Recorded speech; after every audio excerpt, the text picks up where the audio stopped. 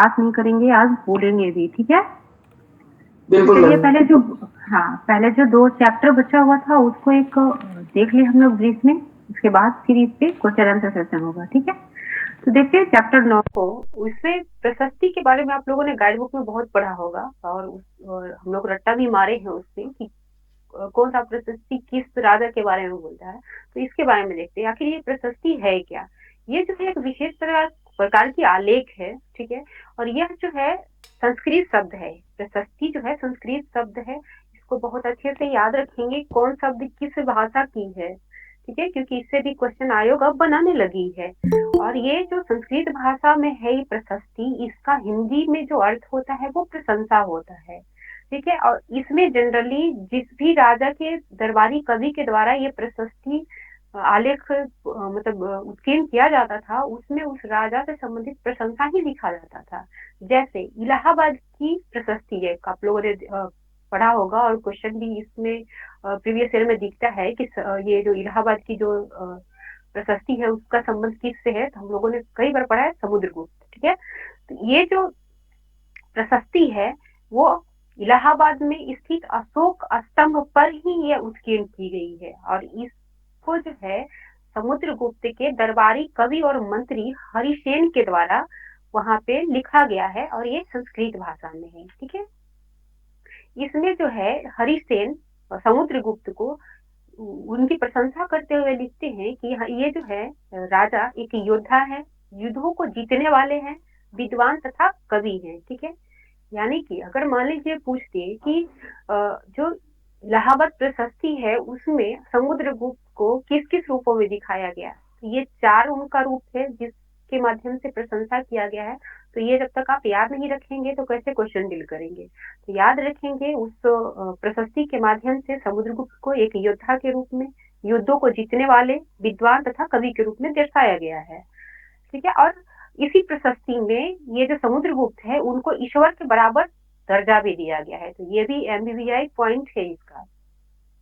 उसके बाद इसी प्रशस्ति में हरिसेन द्वारा 4 विभिन्न प्रकार के राजाओं और उनके प्रति समुद्रगुप्त की नीतियों का वर्णन भी किया गया है।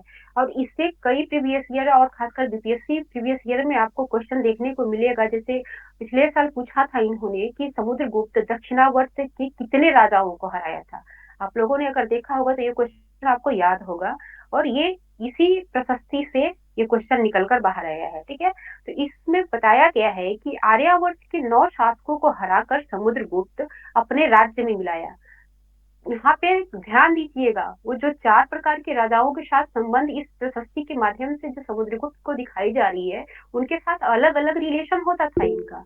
जैसे कि आर्यावर्त के जो 9 राजा थे उनको हरा कर इन्होंने उनके साम्राज्य को अपने साम्राज्य में मिला लिया था समुद्रगुप्त ने, ठीक है? दक्षिणावर्त के 12 राजाओं को हराया था इन्होंने और वो जो दक्षिणावर्त के 12 राजा थे उन्होंने समर्पण किया था इनके आगे। लेकिन समुद्रगुप्त जो है उनके राज्य को अपने राज्य में ना मिलाकर उनको पुनः वहां पे राज्य करने का परमिशन दे देते हैं।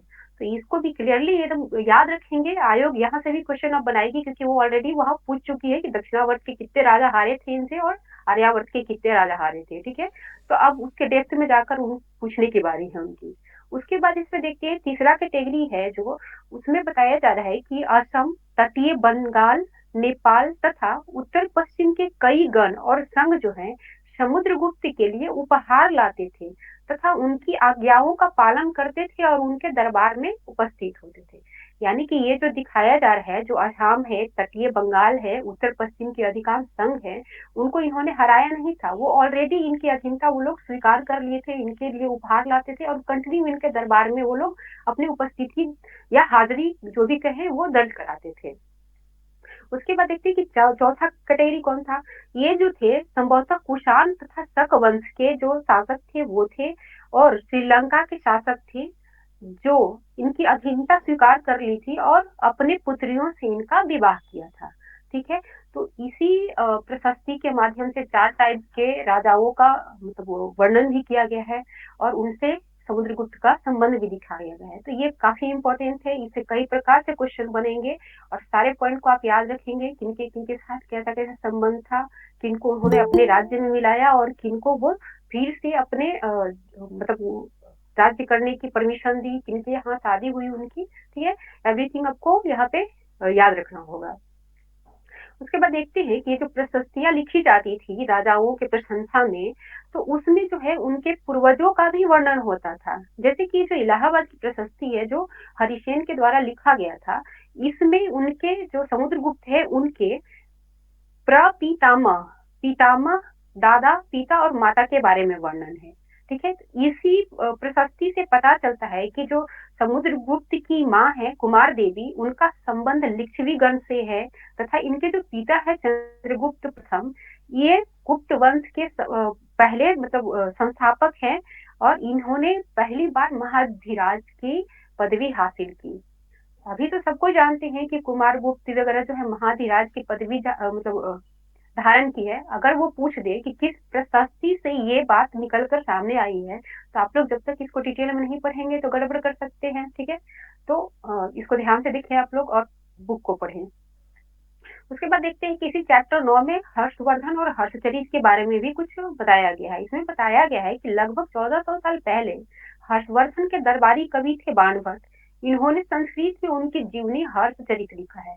बीपीएससी का प्रीवियस ईयर जब पलटेंगे आप लोग तो कई बार आपको दिखेगा कि हर्षचरित के लेखक कौन है, कई बार पूछा है इन्होंने, तो याद रखेंगे ये बाणभट्ट है। ठीक है, उसके बाद इसमें जो है हर्षवर्धन की वंशावली के साथ उनके राजा बनने तक का भी वर्णन किया गया है। कोई भी प्रशस्ति है तो उसमें राजा का तो प्रशंसा है ही, साथ में उनकी जो वंशावली है उसका भी जिक्र होता था सारे प्रशस्ति में, तो ये याद रखेंगे। हो सकता है प्रशस्ति का गुण ही पूछते तो ये सारे पॉइंट उसमें जाएंगे। इसके बाद इसी में बताया गया है कि हर्षवर्धन जब नर्मदा नदी को पार कर दक्कन की तरफ बढ़ रहे थे, तो वहां पे चालुक्य नरेश पुलकेशिन द्वितीय ने इनके विजय रथ को रोका था। और ये भी क्वेश्चन बीपीएससी में पूछा गया है कि हर्षवर्धन को दक्षिण में अपने अभियान को जारी रखने में किस किस राजवंश के राजा द्वारा रोका गया। ठीक है, इसको दो तरह से पूछा था, एक तो मतलब राजवंश का नाम पूछा था उन्होंने, और दूसरी बार कौन से राजा थे उनका नाम क्या था जिनके द्वारा इनको रोका गया था। तो एमबीबीआई ये भी पॉइंट है। ठीक है, उसके बाद देखते हैं कुछ और प्रशस्तियां देखते हैं, जैसे पल्लव, चालुक्य और पुलकेशिन द्वितीय की जो प्रशस्तियां हैं उनके बारे में। तो यहाँ पे बताया जा रहा है कि पल्लवों का राज्य उनकी राजधानी कांचीपुरम के आसपास से के क्षेत्र से लेकर कावेरी नदी की डेल्टा तक फैला था। और ये जो पल्लव और चालुक्य जो है इनका राज्य कृष्णा और तुंगभद्रा नदियों के बीच में स्थित है। ये सारा जो इंफॉर्मेशन निकल के आ रहा है राजवंशों के बारे में, उनके दरबारी कवियों के माध्यम से जो प्रशस्ति लिखी गई है उनके माध्यम से ये निकल कर आ रहा है। और ये क्वेश्चन बीपीएससी पूछी है कि चालुक्यों का जो राज्य है किन किन नदियों के बीच में स्थित था, तो याद रखेंगे कृष्णा और तुंगभद्रा के बीच में था ये। उसके बाद देखते हैं कि चालुक्यों की जो राजधानी थी एहोल, उस समय ये व्यापारिक केंद्र और धार्मिक केंद्र के रूप में डेवलप थी। ठीक है, उसके बाद देखते हैं कि पुलकेशिन द्वितीय सबसे प्रसिद्ध चालुक्य राजा थे। इनकी जानकारी इनके दरबारी कवि रवि कीर्ति द्वारा जो रचित प्रशस्ति है उससे पता चलता है। अभी आप लोगों ने देखा कि हर्षवर्धन की प्रशस्ति को लिखा था बाणभट्ट और उनकी जीवनी को भी लिखा था। ठीक है, यहाँ पे हम लोग देखते हैं पुलकेशिन द्वितीय है, इनकी जो प्रशस्ति तैयार की थी इनके दरबारी कवि रवि भट्ट। आपको ये भी याद रखना होगा कि किनकी प्रशस्ति किनके द्वारा लिखी गई है, आयोग हमेशा इसे क्वेश्चन बनाती है। ठीक है, और उसके बाद देखिए इलाहाबाद प्रशस्ति जो समुद्रगुप्त के बारे में है उसको हरिसेन के द्वारा लिखा गया था।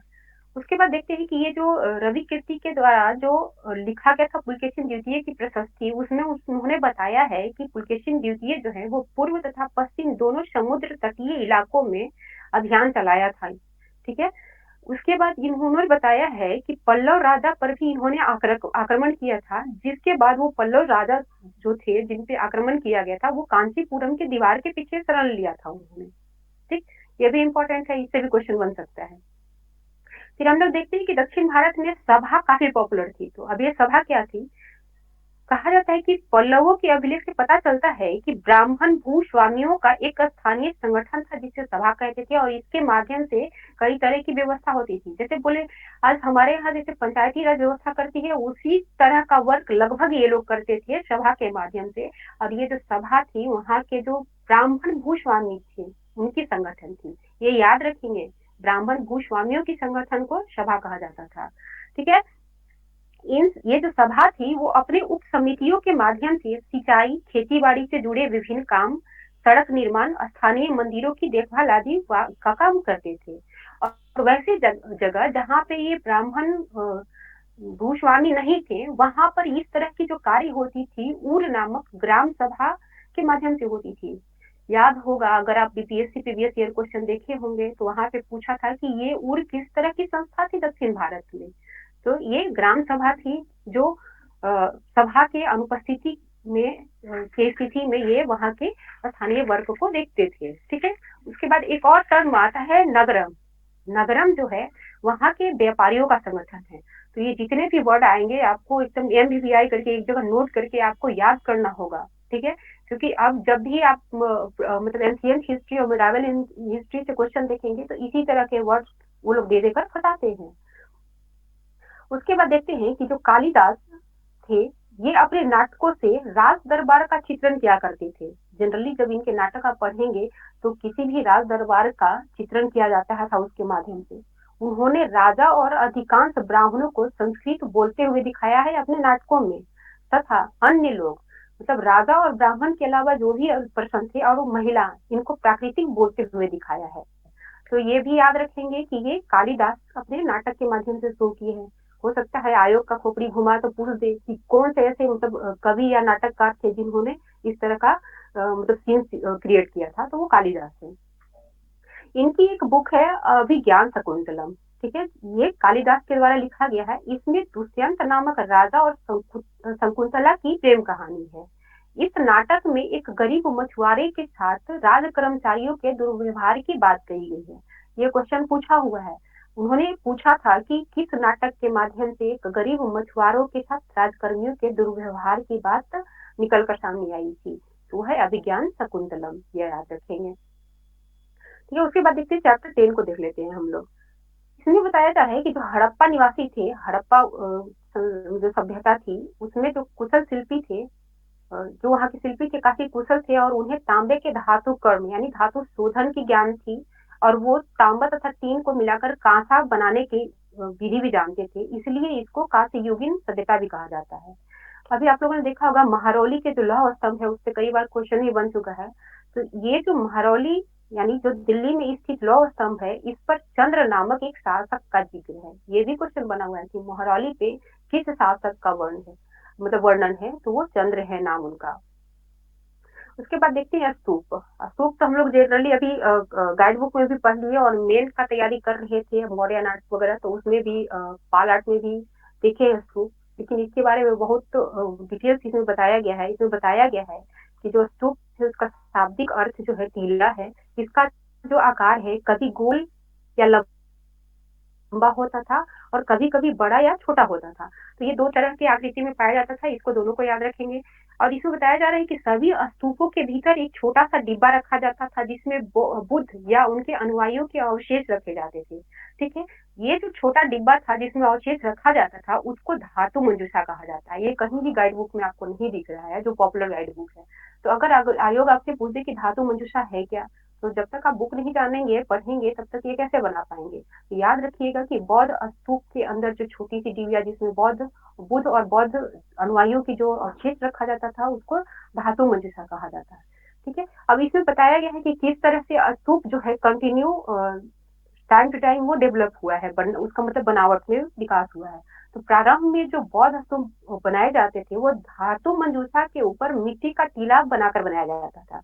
जैसे जो बौद्ध अवशेष थे जिसमें वो रखे हुए थे उसके ऊपर वो लोग मिट्टी का टीला बना देते थे और उसको स्तूप कहा जाता था।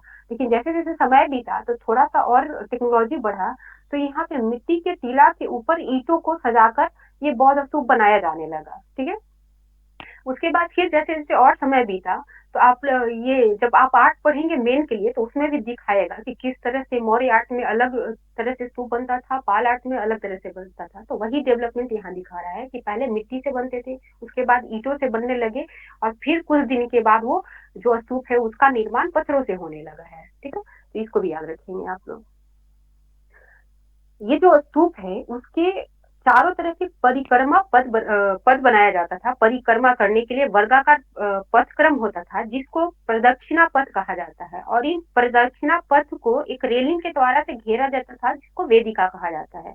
तो इस टाइप के भी क्वेश्चन पूछने की संभावना है। वेदिका क्या है या ये प्रदक्षिणा पथ क्या है, तो उसमें अगर मिलान वाले में दे दे तो गड़बड़ा सकते हैं, जब तक आप इसको डिफ्रेंशिएट करके पढ़ेंगे नहीं। उसके बाद हम लोग देखते हैं महाबलीपुरम का एकात्मक मंदिर जो है, ये अपना वर्ल्ड हेरिटेज मतलब साइट भी है, इसलिए काफी पॉपुलर है, मतलब इम्पोर्टेंट है ये चीज।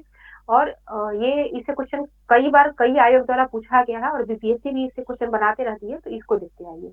ये क्या है, जो महाबलीपुरम है वो तमिलनाडु में वर्तमान में स्थित है। इसमें जो प्रत्येक मंदिर है वो एक विशाल पहाड़ी को तराश कर बनाया गया है। वो कहीं भी कोई अलग से पत्थर या बालू का यूज नहीं किया गया है, एक पहाड़ी को ही खोदकर इन्होंने मंदिर का रूप दे दिया है उसको। ठीक है, तो इसके लिए ये काफी मतलब आश्चर्य ये जनक मंदिर है यहाँ के लिए भी, और फॉरनर्स भी आते हैं इसको देखने, उनके लिए भी कि आखिर किस तरह से एक पहाड़ी को मंदिर के रूप में कन्वर्ट कर दिया गया है। और इसको जो है नरसिंह वर्मन प्रथम द्वारा बनाया गया है। जब बीपीएससी का प्रीवियस ईयर आप पलटेंगे तो वहाँ साफ साफ पूछता है कि महाबलीपुरम का जो मंदिर है वो किसके द्वारा बनाया गया। डायरेक्ट क्वेश्चन इसी तरह से पूछा उन्होंने। ठीक है, उसके बाद देखते हैं कि यहीं पर तमिलनाडु में ही एहोल का दुर्गा मंदिर है, जो लगभग 1400 साल पहले बनाया गया है। एहोल में दुर्गा मंदिर है और महाबलीपुरम में ये रथ मंदिर है। ठीक है, याद रखेंगे। उसके बाद देखते हैं कि उड़ीसा का जैन मठ, इसमें एक पहाड़ी को खोदकर 2 मंजिला इमारत के रूप में बनाया गया है। अब देखिए यहाँ तमिलनाडु में जो मंदिर है वो एकात्मक है, ये भी पहाड़ी से खोदकर मंदिर बनाया गया है। लेकिन उड़ीसा का जो जैन मठ है इसको 2 तल्ला बनाया गया है, ये भी एक अजूबा कानून है। ठीक है, तो याद रखेंगे कि उड़ीसा का मठ जो है वो 2 तल्ला बना हुआ है। इससे भी क्वेश्चन पूछने की संभावना है। और ये जो मंदिर और स्तूप बनाए जाते थे, तो इसके सजावट के लिए विभिन्न प्रकार के वस्तुओं और का उपयोग किया जाता था। तो इनके सजावट में जो है उस समय के जो व्यापारी थे, कृषक, माला बनाने वाले, इत्र बनाने वाले, लोहार, सुनार तथा कई ऐसे स्त्री पुरुष शामिल थे जो इसके सजावट में मदद करते थे, और उनका नाम जो है वहां पे अंकित भी है। ठीक है, और उसके बाद देखते हैं कि कुछ पुस्तकें हैं जो काफी फेमस है, जो जैसे तमिल पुस्तकें हैं, कुछ पुराण है वो, तो उनके बारे में। ये एक पुस्तक है, तमिल पुस्तक है, शिल्प दिकारकम। काफी कंटिन्यू में से क्वेश्चन आपको देखने के लिए प्रीवियस ईयर में मिलेगा। तो ये जो पुस्तक है इसको तमिल महाकाव्य कहा जाता है। इसकी रचना 1800 साल पहले इलांगो द्वारा किया गया था। नाम याद रखेंगे, इसके लेखक का नाम याद रखेंगे। डायरेक्ट ये लोग खुद वाला क्वेश्चन देते हैं और बोलते हैं कि इसके लेखक कौन है, आप मिलाइए। ठीक है, तो ये याद रखेंगे। ये और इससे इसके विषय से संबंधित भी क्वेश्चन अराइज कर चुकी है आयोग, तो ये ध्यान रखेंगे कि ये जो शिल पदाधिकारिकम जो बुक है, इसमें जो है एक व्यापारी कोवलम, उसकी पत्नी कनगी और प्रेमिका माधवी की कहानी है। ठीक है, और इसका जो मतलब पृष्ठभूमि है वो पुहार है। कल हम लोगों ने देखा था पुहार तमिलनाडु में है, और एक पतन था। ठीक है, तो वही इसकी पृष्ठभूमि बनी हुई है, और बाद में ये लोग पुहार को छोड़कर मदुरई चले जाते हैं। ठीक है, तो इसके विषय को भी याद रखना होगा। उसके बाद एक तमिल महाकाव्य है, 2 महाकाव्य है तमिल में, एक जो अभी बताया मैंने वो, और एक है मणिमेखलई। दोनों से काफी क्वेश्चन अराइज करती है। ये भी तमिल महाकाव्य है, और इसकी रचना लगभग 1400 साल पहले सतनार नामक लेखक के द्वारा किया गया था। ठीक है, शिल्पाधिकारकम का जो लेखक थे इलांगो थे, और मणि मेखलाई का लेखक जो है सतनार हैं। दोनों याद रखेंगे आप लोग। और इसमें भी कोवलन और जो माधवी की बेटी है उनकी कहानी है, यानी दोनों की पृष्ठभूमि एक ही है, दोनों का पृष्ठभूमि में एक ही परिवार है। तो दोनों को अलग अलग करके रखेंगे यार, कि किसमें किसके साथ रिलेशन दिखाया गया है, और ये मणि मेखलाई में किसके साथ किसका रिलेशन दिखाया गया है। ठीक है, एक मतलब कहा जाता है कि ये जो रचना है मणि मेखलाई, ये सदियों पहले खो गई थी। ठीक है, इसकी जो पांडुलिपि है दोबारा लगभग 100 साल पहले प्राप्त हुई है, उसके बाद इसके बारे में लोग जानना शुरू किए हैं। ठीक है, तो हो सकता है इससे ही क्वेश्चन बना दे कि कौन सी ऐसी तमिल महाकाव्य है जो खो गई थी और पुनः वो 100 साल पहले मिली है, तो ये मणिमेखलाई है। उसके बाद देखते हैं पुराण। पुराण जो है इसका शाब्दिक अर्थ है प्राचीन। ठीक है, और इसमें विष्णु, शिव, दुर्गा या पार्वती जैसे देवी देवताओं से जुड़ी कहानियां हैं, और साथ ही इन देवी देवताओं के पूजन विधि भी इसमें दिया गया है। लेकिन साथ में इसके अतिरिक्त इसमें संसार की सृष्टि तथा राजाओं के बारे में भी कहानियां दी गई है। तो अगर आपसे पूछ दे कि पुराण को जो है किस विषय पर लिखा गया है, तो ये दोनों आप जब तक जानेंगे नहीं गड़बड़ हो सकता है, क्योंकि जनरली लोगों को पता है कि पुराण में देवी देवताओं का ही वर्णन है, बट इसमें एनसीईआरटी बताती है कि संसार की सृष्टि और राजाओं के बारे में भी जानकारी दी गई है। ठीक है, और अधिकांश जो पुराण है वो सरल संस्कृत श्लोक में लिखा गया है। ठीक है, वर्तमान में जो पुराणों की संख्या है वो 18 है। तो ऐसा बताया जा रहा है कि जो पुराणों की रचना और साथ ही महाभारत दोनों की रचना वेद व्यास के द्वारा की गई है। ठीक है, और उसके बाद संस्कृत रामायण जो है वो वाल्मीकि के द्वारा लिखी गई है, ये भी याद रखेंगे। फिर हम लोग देखते हैं कि बौद्ध धर्म का जो बौद्ध की जो जीवनी है उससे संबंधित जो कहानी है जिसको जातक कथा कहा जाता है, इसको जो है स्तूपों की रेलिंग तथा अजंता के चित्रों में दर्शाया गया है। तो ये भी याद रखेंगे, जनरली हम लोग जानते हैं कि जो स्तूप है उसकी जो रेलिंग बनाई गई थी वहीं पे जातक कथाओं से संबंधित चित्र बनाए गए थे। बट जहाँ जब बुक हम लोग पढ़ते हैं तो पता चलता है कि अजंता की गुफा में जो चित्र बने हैं वो भी जातक कथा को ही दर्शाते हैं। उसके बाद देखेंगे कि आर्यभट्ट, ठीक है, ये जो है गणितज्ञ भी हैं और खगोल शास्त्री भी है। इससे भी क्वेश्चन बना हुआ है कि आर्यभट्ट क्या क्या है, यूपीएससी में ही बना हुआ है। तो जनरली लोग इनको गणितज्ञ के रूप में ही जानते हैं, तो गणितज्ञ बनाकर आए थे, बट ये खगोल शास्त्री भी हैं। इन्होंने आर्यभट्टियम नामक पुस्तक लिखी। इन्होंने सर्वप्रथम ये बताया कि दिन और रात जो होती है पृथ्वी की अपनी धुरी पर मतलब चक्कर काटने की वजह से होती है। इससे भी क्वेश्चन बना हुआ है। वो उन्होंने पूछा था कि सर्वप्रथम किसके द्वारा ये बताया गया कि पृथ्वी अपने कक्ष पे घूमती है, तो ये है आर्यभट्ट। और इन्होंने ही सर्वप्रथम जीत की परिधि का वो सूत्र दिया था। वो इनके इनके माध्यम से जो जीत की परिधि निकाली गई थी वो एग्जैक्ट वही है जो आज के डेट में निकाली जाती है जिस विधि से। ठीक है, और इसमें ये बताया जा रहा है कि भारत जो है सर्वप्रथम शून्य की खोज की थी। और इसमें एक चीज और बताया जा रहा है कि रोम के जो निवासी हैं वो शून्य के प्रयोग के बगैर गिनती करते थे। क्वेश्चन यहाँ से भी अराइज हो चुका है। उन्होंने पूछा था कि कौन से ऐसे साम्राज्य है या कौन सा ऐसा कंट्री है जो शून्य को छोड़कर अपनी काउंटिंग करते थे, तो वो है रोमन साम्राज्य। ठीक है, अभी चरक संहिता, ये इसके लेखक चरक है और ये औषधि शास्त्र से संबंधित है। चरक संहिता के लेखक को तो सबको याद रखता है, बट ये बुक किससे संबंधित है ये जनरली याद नहीं रहता है। तो याद रखिएगा कि चरक संहिता ये औषधि से संबंधित बुक है। और सुश्रुत द्वारा रचित सुश्रुत संहिता ये शल्य चिकित्सा का विभिन्न प्रकार की विधियों का वर्णन करती है। तो यानी सुश्रुत संहिता शल्य चिकित्सा यानी ऑपरेशन से संबंधित है, और चरक संहिता औषधि शास्त्र से संबंधित बुक है। ठीक है, आज इतना ही था। आप एक बार इसको रिवाइज कीजिए, उसके बाद पीछे वाला हम लोग देखेंगे। चलिए, ये बताइए कि किस प्रशस्ति में समुद्रगुप्त के बारे में वर्णन किया गया है? इलाहाबाद। हाँ, इसको लिखा किसने था? हरिसेन। हाँ, हरिसेन। ये जो हरिसेन थे वो मतलब समुद्रगुप्त के दरबार में 2 पद पे काम करते थे। कौन कौन से पद पे वो वर्क कर रहे थे? कवि और मंत्री। मंत्री। हाँ, बहुत बढ़िया। अच्छा, ये बताइए कि ये जो आर्यवर्त के जो 9 शासक थे जिनको समुद्रगुप्त ने हराया था, तो उनके साम्राज्य को क्या समुद्रगुप्त अपने साम्राज्य में मिलाया था कि नहीं? मिला ले। हाँ, और दक्षिणावर्त के कितने राजाओं को हराया था इन्होंने? 12 थे वो। ठीक है, और कौन कौन से ऐसे वंश थे जिन्होंने अपनी लड़कियों की शादी समुद्रगुप्त से की थी? कुषाण वंश और शक वंश। हाँ, और श्रीलंका के शासक। ये 3 ऐसे हैं जिन्होंने अपनी पुत्रियों की शादी इनसे की थी। ठीक है, जो समुद्रगुप्त की माँ थी कुमार देवी, उनका संबंध किस संघ से था? गण से। हाँ, लिच्छवी से। बहुत बढ़िया। ये बताइए कि हस्तलिपि के लेखक कौन थे? वानभट्ट। हाँ हाँ, बहुत बढ़िया। और ये बुक किस भाषा में लिखा हुआ है? संस्कृत में मैम। और ये बताएं, हाँ जी, बहुत बढ़िया। ठीक है, तो ये बताइए कि आवाज बहुत आ रहा है, किधर से आ रहा है ये? हर्षवर्धन जब दक्कन की तरफ बढ़ रहे थे अपने विजय अभियान को जारी रखते हुए, तब इनको किस राजा के द्वारा रोका गया था? पुलकेशिन द्वितीय, हाँ पुलकेशिन द्वितीय। हाँ, पुलकेशिन द्वितीय, बहुत बढ़िया। ये जो पुलकेशिन द्वितीय है किस राजवंश से संबंधित है? किस कौन सा वंश थे?